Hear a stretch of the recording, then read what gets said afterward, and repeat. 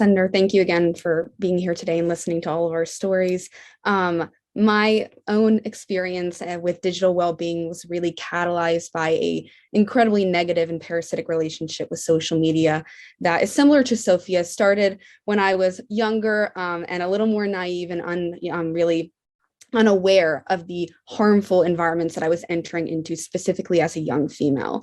So I got my social media accounts, largely Instagram and then eventually Snapchat, starting in middle school in 6th grade.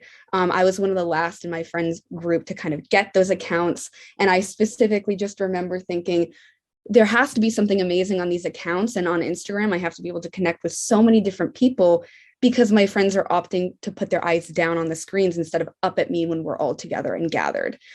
So after that, I finally bombarded my parents and got them to give me the reins to have my own social media accounts.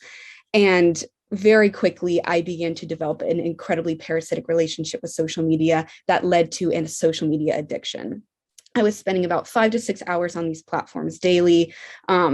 And I really began to get sucked into these false narratives that were perpetuated on social media. Specifically, I began to quantify my own worth with likes, comments, and followers, and also just qualify my life based on this highlight reel. I began looking at my friends and celebrities and asking, why do I not look like this? How can I create this ideal Emma Lembke on social media that can then represent myself in a larger fashion? And that subsequently led to increased rates of anxiety and depression. And I'm someone who I have an anxiety disorder and I have OCD. And I was never warned that entering these online platforms would only amplify the things that I already struggled with. I was never told that I was entering a space where addictive algorithms were at play and that companies were prioritizing profit over their own products' impact on my mental health.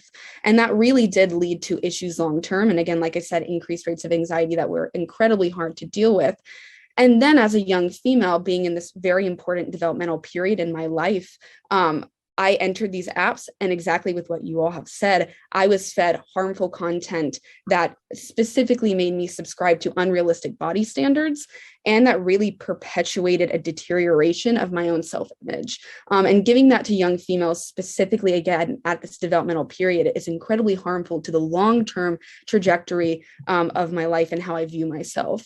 It really, when I saw the statistics too, like Sophia said, I was like 32%. 32%, every single woman that I've talked to in young female has said that they have felt this way at some point or gotten harmful content or struggled with eating because of social media. Those stories are really prominent.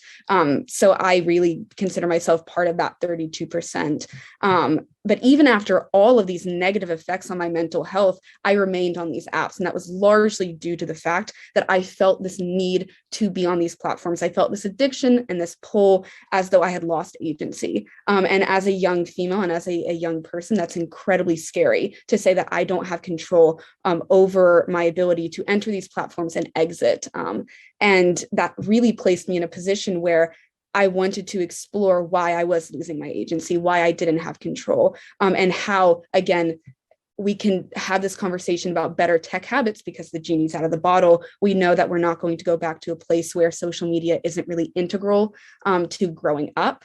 So how can we really amplify those benefits while mitigating those harms? And that's when I founded the Log Off movement, which is just a movement dedicated to rethinking social media by teens for teens, kind of creating those conversations. And now that has evolved into an advocacy leg, technically politics, which works specifically to highlight and interview teens and gather those testimonials to push forth regulation, to really put a face to this problem. So I'm incredibly thankful to be here with you today and to tell my story.